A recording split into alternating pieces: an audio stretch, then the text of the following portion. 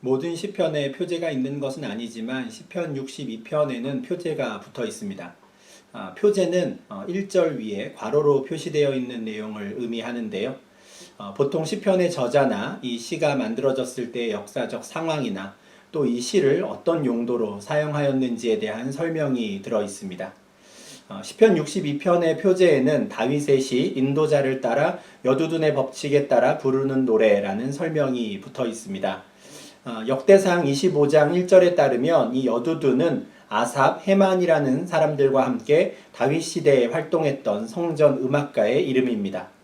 여두둔과 아삽, 헤만은 다윗 시대 성전 음악가들의 수장이었고 이들은 노래와 연주를 담당하는 많은 사람들을 지휘하는 역할을 맡았었습니다. 그래서 여두둔의 법칙에 따라 부르는 노래라는 이 말은 다윗의 시를 여두둔이 편곡한 방식에 따라 부르는 노래 정도로 이해할 수 있지 않을까 싶습니다. 물론 그때 당시 이 시를 어떻게 불렀는지는 저희가 알 수 없습니다. 그렇지만 다윗이라는 한 개인이 지은 이 시를 많은 사람들이 함께 노래할 수 있었다라는 것은 그 당시 이스라엘 사람들이 그가 만든 이 시의 내용에 많이 공감하였다는 것을 의미합니다. 또한 이 노래가 다윗 시대뿐만이 아니라 하나님의 말씀으로 우리에게까지 전해진 것은 시대에 관계없이 모든 하나님의 백성이라면 이 다윗의 노래에 또 공감하고 이 찬양에 함께 동참할 수 있다라는 의미일 것입니다. 실제로 우리도 시편 62편 말씀을 가사로 한 그 찬양을 자주 부릅니다. 나의 영혼이라는 제목의 찬양인데 이 찬양의 가사로 사용된 1절과 2절 말씀이 다음과 같습니다.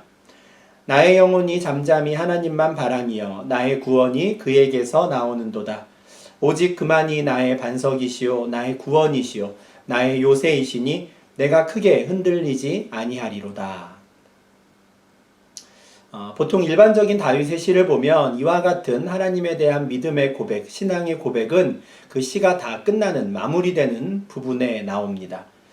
그런데 시편 62편은 시작과 동시에 오직 그만이 나의 반석이시오 나의 구원이시오 나의 요새이시니 나는 크게 흔들리지 않을 것입니다 라고 다짐하는 말씀으로 시작합니다.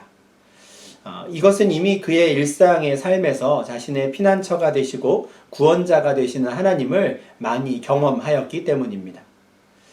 다윗은 한 집안의 막내 아들로 태어났습니다. 그리고 청소년기에는 블레셋의 골리앗이라는 장군을 단숨에 무너뜨리고 이스라엘의 전쟁 영웅이 된 사람입니다. 그는 30살에 남유다 왕국의 왕이 되었고 37에는 통일 이스라엘의 왕이 되었습니다. 그리고 70세에 세상을 떠날 때까지 총 40년간 가나안 땅의 왕이 되어 이 땅을 살았던 사람입니다. 이런 간단한 양력만 들으면 많은 사람들이 부러워할 만한 인생을 산 것 같은데 그의 삶을 좀 더 구체적으로 들여다보면 전혀 그렇지 않습니다. 골리앗을 죽이고 이스라엘의 영웅이 된 이후에 그는 이스라엘의 군대 장관이 되어서 수많은 전쟁에 나서야 했습니다. 그 모든 전쟁에서 승리하고 돌아왔지만 그 당시 왕이었던 사울 왕은 그를 시기하였고 틈만 나면 그를 죽이려고 하였습니다. 나중에는 다윗은 군대 장관의 직위도 박탈당하고 사울 왕의 위협으로 쫓겨 여기저기 도망다니는 신세가 됩니다. 결국 적국 블레셋의 망명까지 가게 되지요. 그런데 그가 전쟁터에 있을 때에나 사울 왕이 그를 죽이려 하며 심지어 바로 그 눈앞에서 창을 집어 던질 때에도 하나님께서는 언제나 그를 구원해 주셨고 그를 지키고 보호하시는 산성이 되시며 요새가 되어 주셨습니다. 다윗이 1절에서 나는 잠잠히 하나님만을 기다리겠다라고 말할 수 있었던 것은 이처럼 지난날의 수많은 경험들을 통해서 하나님만이 믿을 만한 참된 구원자이심을 경험했기 때문입니다. 그런데 이런 믿음의 고백을 하는 다윗은 지금도 곤경에 빠져 있습니다. 3절에서 다윗은 자신의 현재 상황을 넘어지는 담과 흔들리는 울타리에 비유하고 있습니다. 한글로 번역된 내용이 조금 부정확한데요. 3절 말씀은 넘어지는 담과 흔들리는 울타리 같은 사람을 죽이려고입니다. 단어 하나 차이가 좀 크죠. 같이라고 되어 있는 그 단어를 같은으로 바꿔주시면 좀 더 분명한 의미가 될 수 있습니다. 지금 다윗은 가만두어도 넘어질 것 같은 담장이나 이제 곧 쓰러질 것 같은 울타리와 같은 상황에 처해 있습니다. 그런데 그의 대적들은 굳이 그 담장과 그 울타리를 흔들어서 조금이라도 빨리 넘어뜨리고 무너뜨리려고 하고 있습니다. 그렇게 다윗을 쓰러뜨리고자 하는데 그의 온 대적들이 마음을 같이하여 힘을 쓰고 있는 중입니다. 멀쩡한 사람을 죽이려고 달려드는 사람도 나쁘지만 가만두어도 넘어지고 쓰러질 것 같은 그 사람의 숨통을 조금이라도 더 빨리 끊겠다고 달려드는 사람은 더 악한 사람들입니다. 그런데 4절을 보니 그들은 또 다윗 앞에서는 그 누구보다도 다윗을 염려하는 듯한 말들을 늘어놓고 있습니다.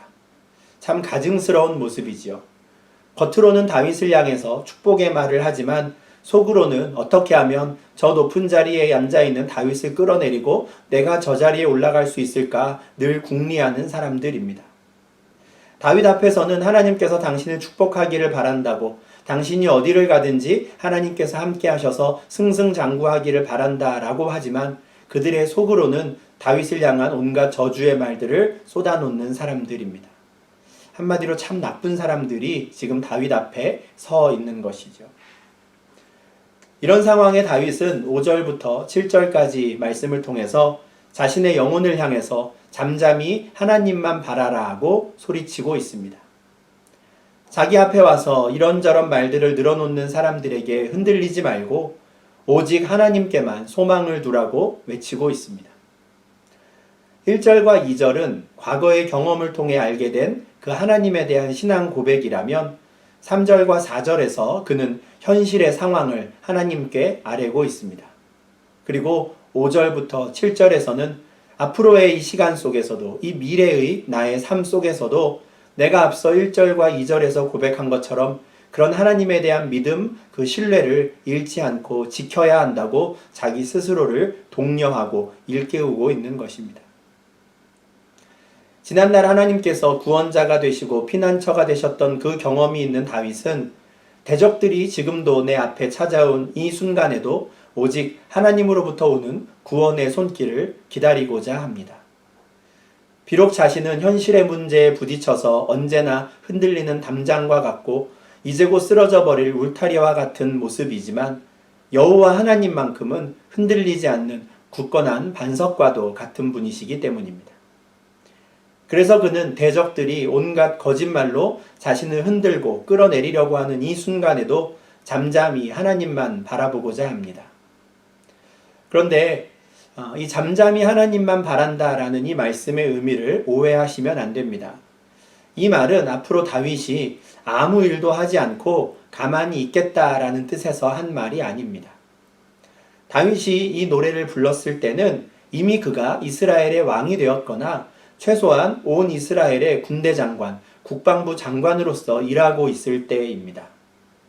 그래서 그의 대적들이 높은 자리에 앉아있는 그를 떨어뜨리려고 그렇게 갖은 수를 다 썼던 것이죠.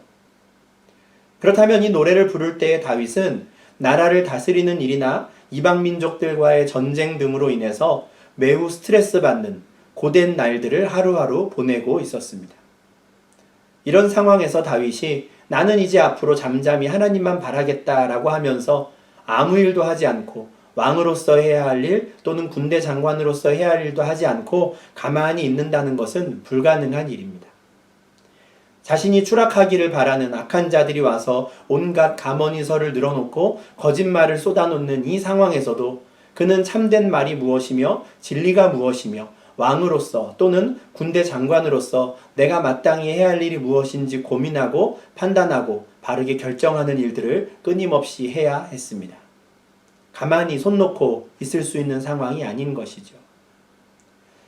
그렇다면 다윗은 어떤 심정으로 나는 오직 여호와 하나님만을 잠잠히 바라겠다라고 말한 것일까요? 우리는 이 말씀의 의미를 8절부터 12절까지 시편 62편의 후반부 말씀을 통해서 확인할 수 있습니다. 8절에서 다윗은 백성들아 시시로 그를 의지하고 그의 앞에 마음을 토하라. 하나님은 우리의 피난처시로다 라고 말합니다. 조금 이상하지 않으십니까? 다윗은 조금 전에 자기 자신의 영혼을 향해서는 너는 잠잠히 하나님만 바라라. 잠잠하라라고 말했는데 그의 백성들에게는 얼른 너희들은 여호와 앞에 가서 너희의 마음을 토하라라고 말합니다. 자기 자신은 조용히 있을 것처럼 말하면서 왜 백성들에게는 하나님께 가서 부르짖으라라고 말할까요? 저는 이것이 바로 다윗이 지금 말하고 있는 나의 영혼아 잠잠히 하나님만 바라라의 첫 번째 의미라고 생각합니다. 잠잠히 하나님만 바란다는 것은 아무 일도 하지 않고 손 놓고 가만히 있는 것, 가만히 조용히 기다리는 것이 아닙니다. 잠잠히 하나님만 바라는 것은 모든 일에 있어 시시로 하나님을 의지하는 것입니다. 또한 하나님 앞에 나아가 모든 것을 토해내듯이 부르짖으며 우리의 마음을 쏟아놓고 하나님의 도우심을 구하는 것입니다. 그런데 이것은 하나님께서 피난처가 되신다는 사실을 아는 하나님의 백성들만이 할 수 있는 일입니다. 그래서 다윗은 8절 후반부에서 하나님은 우리의 피난처시로다 라고 말하는 것이죠. 다윗이 하나님은 우리의 피난처시로다 라고 말할 때 이 말에 아멘으로 응답할 수 있는 사람들, 바로 그러한 백성들이 이제 시시로 하나님을 의지하고 하나님 앞에 나아가 마음을 토함으로써 잠잠히 하나님을 바라볼 수 있는 것이죠. 비록 다윗이 8절에서 백성들아 라고 부르지만 모든 사람들이 그의 말에 따라 이렇게 행동할 수 있는 것은 아닌 것입니다. 그래서 저는 이 8절 말씀이 너무 좋습니다. 백성들아 시시로 그를 의지하고 그의 앞에 마음을 토하라. 이 말씀이 참 좋습니다. 의지할 수 있는 하나님을 알고 있다라는 것이 너무 감사하고요. 그분 앞에서는 나의 모든 속마음을 토해낼 수 있다는 것 또한 너무 감사합니다. 이것이 바로 하나님의 백성된 권세이고 하나님의 자녀된 권세가 아닌가 싶어서 너무 기쁘고 좋은 것이죠. 그렇다면 피난처 되시는 하나님을 모르는 사람들은 대적들이 자신을 넘어뜨리려고 할 때 어떻게 행동할까요? 10절을 보시면 다윗은 하나님의 백성들은 포악을 의지하지 말며 탈취한 것으로 허망하여지지 말며 재물이 늘어도 거기에 마음을 두지 말아야 한다라고 말합니다. 왜냐하면 포악을 의지하고요, 탈취한 것을 자랑하고 재물에 마음을 두는 것은 피난처 되시는 하나님을 모르는 사람들이 하는 행동이기 때문에 그렇습니다. 그들은 자신을 넘어뜨리고 끌어내리려는 자들을 만나면 대적들보다 오히려 더 난폭해지려고 합니다. 더 큰 힘을 갖고자 하고요, 그들의 것을 다 빼앗을 수 있도록 자신의 힘을 더 키우고자 합니다. 그래서 그렇게 차지한 나의 힘과 권세를 과시하고자 하죠.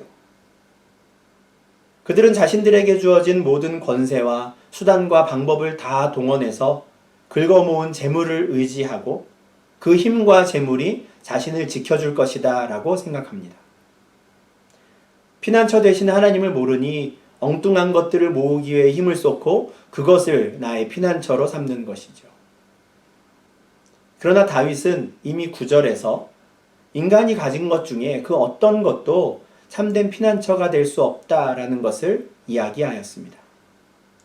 모든 인간은 금세 사라지는 입김과도 같은 존재이기 때문입니다.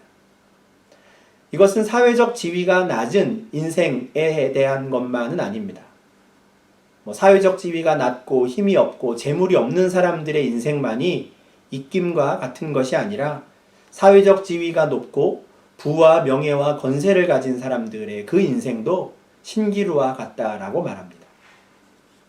그들 모두를 저울에 올려보아도 그 모든 무게가 입김보다도 가볍다라고 다윗은 말합니다. 그래서 그 어떤 사람도 스스로 반석이 될 수 없고 그 어떤 사람이 가지고 있는 권세와 그 부와 명예도 그의 피난처가 될 수 없는 것이죠. 사람이라는 존재 자체가 헛된 존재이며 입김보다도 가벼운 존재이기 때문에 그렇습니다. 입김보다 가벼운 사람이 아무리 많은 힘을 가졌다고 한들, 그의 재물이 아무리 많다고 한들 그것은 금세 지나가는 신기루에 불과합니다. 그렇지만 참된 피난처를 모르는 사람들은 끊임없이 그런 착각을 하는 것이죠. 좀 더 많은 힘을 내가 갖는다면 안전할 텐데, 좀 더 많은 재물을 갖는다면 나는 안전할 텐데, 어느 누구도 나를 흔들 수 없을 텐데 착각하는 것입니다. 그러나 다윗은 그런 생각이 얼마나 허망한 것인지 누구보다도 잘 알고 있었습니다. 전쟁이나 또는 사울 왕과 같은 그의 대적들의 위협에서도 그가 살아남을 수 있었던 것은 그가 군대 장관이었거나 또는 사울 왕의 사위였거나 심지어 그가 왕이고 또 그에게 많은 재물이 있었기 때문이 아니었습니다. 어떤 때에는 오히려 그런 부와 권세, 명예가 그의 발목을 잡는 약점이 되기도 했었습니다. 그 모든 환난에서 다윗을 건지신 것은 여호와 하나님이셨습니다. 다윗이 몇 번이나 쓰러지고 넘어지려 할 때에도 흔들리지 않도록 그를 붙드셨던 분은 구원의 반석이시요 피난처이신 여호와 하나님이셨습니다. 그래서 다윗은 지금도 자기 자신을 향해 그리고 모든 하나님의 백성들을 향해 잠잠히 하나님만 바라라고 외치고 있는 것입니다. 다른 헛된 것을 의지하지 말고 시시로 하나님만을 의지하며 오직 그의 앞에 찾아가 마음을 토하라고 독려하고 있습니다. 그리고 그는 11절과 12절에서 권능과 인자함은 오직 주님께 속한 것임을 알고 이 땅에서 벌어지는 모든 일들에 대해 하나님께서 각 사람이 행한 대로 갚으실 것이라고 선포합니다. 이것은 다윗이 하나님의 말씀을 듣고 깨달은 사실인데요. 저는 이것이 바로 다윗이 말한 나의 영혼아 잠잠히 하나님만 바라라의 두 번째 의미라고 생각합니다. 대적들이 온갖 거짓말로 자신을 흔들어댈 때 그는 왕으로서의 권세나 자신이 가진 재물을 하지 않고 하나님을 의지하였습니다. 그리고 대적들과 말싸움을 하기보다는 오직 하나님 앞에 나아가 그의 마음을 토하였습니다. 그때 그는 하나님의 말씀을 듣게 된 것이죠. 사람을 심판할 수 있는 권능은 주님께 있다는 것을 깨달았습니다. 그리고 그 사람을 용서하고 구원하실 수 있는 그 인자함 또한 하나님께 속한 것임을 깨달았습니다. 그리고 그 하나님께서 정하신 때가 되면 각 사람이 행하신 대로 하나님께서 직접 갚아주신다는 것을 알게 된 것이죠. 그러니 다윗은 더욱더 안심하고 오직 주님만 바라며 잠잠히 기다리겠다고 고백할 수 있었습니다. 나의 인생이 넘어지는 담과 같고 흔들리는 울타리와 같을 때에 여러분들은 무엇을 의지하시겠습니까? 내 삶의 근간이 흔들리고 내가 그동안 의지해왔던 많은 것들이 무너져 내리는 그 순간에 우리는 누구를 의지할 수 있을까요? 가만히 있어도 이대로 넘어질 것 같아 걱정되는 상황에 나를 찾아와 흔들어대는 사람들을 만난다면 어떻게 하시겠습니까? 더구나 그들이 우리 앞에서는 온갖 축복의 말들, 좋은 말들을 쏟아넣지만 결국 알고 봤더니 그들이 마음속으로 나를 저주하던 자들이라는 것을 내가 알게 될 때 우리는 그들에게 무엇을 할 수 있을까요? 인간적인 생각으로는 나에게 힘만 있다면, 나에게 재물만 있다면 당장이라도 본때를 보여주고 싶은 마음이 굴뚝 같을 것입니다. 나에게 있는 모든 능력을 동원해서라도 그들을 짓밟고 오히려 내가 든든히 서는 것을 꼭 보여주고 싶은 것, 그것이 우리의 인간적인 생각이요 마음입니다. 그런데 오늘 말씀을 보니 그렇게 하는 것은 구원은 피난처이신 하나님께로부터 오는 것임을 모르는 사람들이 하는 행동이었습니다. 구원의 반석과 요새가 되시는 하나님을 알고 하나님께서 나의 피난처가 되어주시기를 바라는 사람들은 잠잠히 하나님만 바라본다는 것을 알게 되었습니다. 사람들의 말에 휘둘리려는 나 자신을 볼 때에 나의 영혼아 잠잠히 하나님만 바라라 라고 스스로를 다그치며 시시로 하나님을 의지하고 오직 하나님께 나아가 마음을 토하며 하나님의 구원을 기다리는 것이죠. 권능과 인자함이 주님께 있으니 주께서 각 사람이 행한 대로 갚아주실 것을 믿음으로 주님 앞에 서는 것입니다. 우리가 바로 이런 사람이 될 수 있기를 간절히 소망합니다. 하나님은 우리의 피난처시로다 라고 말하는 다윗에게 우리도 아멘으로 화답하면서 잠잠히 하나님만 바랄 수 있는 참된 하나님의 백성들이 되시기를 간절히 바랍니다. 내 앞에 와서 온갖 거짓말로 나를 흔드는 대적들을 볼 때에 잠잠히 하나님만 바란다는 것이 얼마나 힘든 일인지 우리는 잘 알고 있습니다. 오늘 말씀을 준비하면서 시편 62편에 대한 여러 주석들을 참고하는데 어떤 분이 침묵과 기다림은 신앙생활에서 가장 어려운 것이다 라고 설명한 것을 보았습니다. 맞는 말인 것 같습니다. 당장 내 속은 막 뒤집어지는데 잠잠히 하나님만을 기다린다는 것 참 어려운 것 같고요. 그것을 해낼 수 있다라는 것은 정말 대단한 일인 것 같습니다. 그럼에도 불구하고 우리가 그런 사람이 될 수 있으면 참 좋겠습니다. 오직 우리는 하나님만을 바라보며 하나님께로부터 오는 그 구원의 손길을 기다릴 수 있는 사람이 될 수 있으면 정말 좋겠습니다. 고린도후서 4장 8절과 9절에서 바울은 우리가 사방으로 우겨쌈을 당하여도 쌓이지 아니하며 답답한 일을 당하여도 낙심하지 아니하며 박해를 받아도 버림받지 아니하며 거꾸러뜨림을 당하여도 망하지 않는다라고 말씀합니다. 잠언 24장 16절에는 대저 의인은 7번 넘어질지라도 다시 일어나려니와 악인은 재앙으로 말미암아 엎드러지느니라 라는 말씀이 있습니다. 하나님의 백성들은 넘어지는 담과 흔들리는 울타리와 같은 상황에 처한다 할지라도, 아니 심지어 결국 넘어졌다고 할지라도 괜찮다는 말씀입니다. 흔들리지 않는 반석이신 여호와 하나님을 피난처로 삼는 자들은 버림받지 않으며 망하지 않으며 하나님께서 다시 일으켜 세우시기 때문입니다. 반면에 하나님의 백성들을 흔들어 넘어뜨린 악인들은 입김같이 신기루와 같이 사라질 것이며 주께 속한 권능으로 말미암아 엎드러지게 될 것입니다. 사랑하는 로테르담 사랑의 교회 성도 여러분, 시시로 하나님을 의지하고 그분 앞에 나아가 마음을 토하십시오. 우리의 반석이시오, 우리의 구원이시오, 우리의 피난처가 되실 수 있는 분은 오직 여호와 하나님 한 분밖에 없습니다. 가장 다급한 순간에 이제 곧 쓰러지고 넘어져 버릴 것 같은 그때에 오히려 잠잠히 하나님만을 바라보실 수 있는 성도님들 되시기를 바랍니다. 잠깐 보이다 사라지는 입김 같고 잠깐 반짝이다 사라지는 그 환상 같은 것들을 의지하지 말고 영원한 구원의 반석이신 주님만을 바라는 복된 삶을 사시는 하나님 나라의 백성들, 귀한 주님의 자녀들이 되시기를 주님의 이름으로 축원합니다. 기도하겠습니다. 하나님 아버지, 감사합니다. 넘어지는 담장과 같았고 흔들리는 울타리와 같았던 그 상황에서도 잠잠히 하나님을 바라보았던 다윗을 알게 하시고 그가 그렇게 하나님을 의지하며 또한 온 백성들을 향하여 너희는 시시로 하나님을 의지하며 그의 앞에 가서 마음을 토하라고 하였던 그 말씀을 우리 귀에 들려주시니 주님 참으로 감사를 드립니다.